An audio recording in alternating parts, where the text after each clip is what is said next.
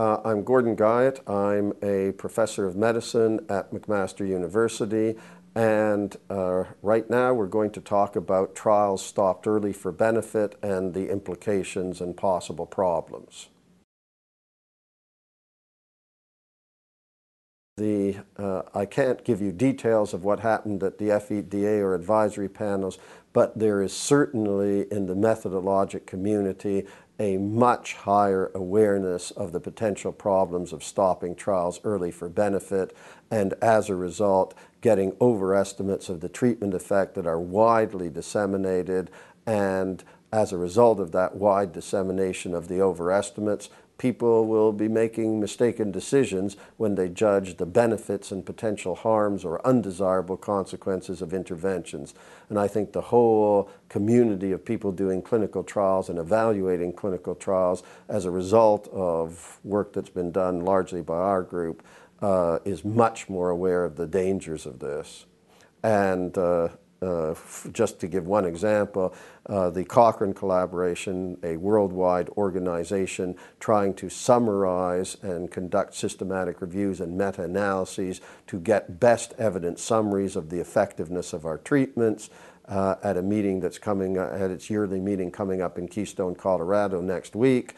There's going to be a whole session devoted to issues around stopping early and its implications and how it should be handled in Cochrane reviews. Trials that probably did, in some cases certainly did overestimate, big overestimates of treatment effect. One of the concerns about the recent Jupiter trial, which showed large relative effects but quite tiny absolute effects, because the people enrolled in this trial were at actually very low risk. But the relative effects may well have been overestimated because of the decision to stop that trial early for benefit. Historically, if one looks at the last decade, there are a couple of examples I could say where people believed the results of stopped early trials, which have been contradicted by subsequent trials, and it's been a big problem.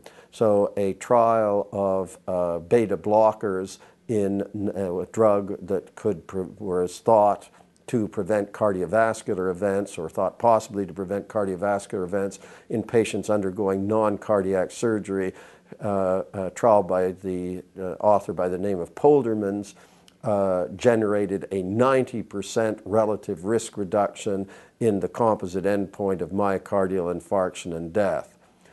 Subsequent trials have shown that the relative risk reduction in myocardial infarction is 30%, not 90%, that the effect on death may be to increase death, and there is certainly an increase in stroke with these beta blockers. Everybody jumped on the initial result of the Poldermans trial, which was published in the New England Journal. And by the way, one of the big problems with these stopped early trials is they show these big dramatic effects. They have great newspaper value, and so they end up in the top journals and get widely disseminated. And so you have a big problem with wide dissemination of potentially big overestimates of treatment effect. The cardiology community bought into this. There are all sorts of guidelines saying we should use beta blockers. The subsequent trials show, as I say, that although it does reduce heart attack, it may increase mortality, certainly increases strokes.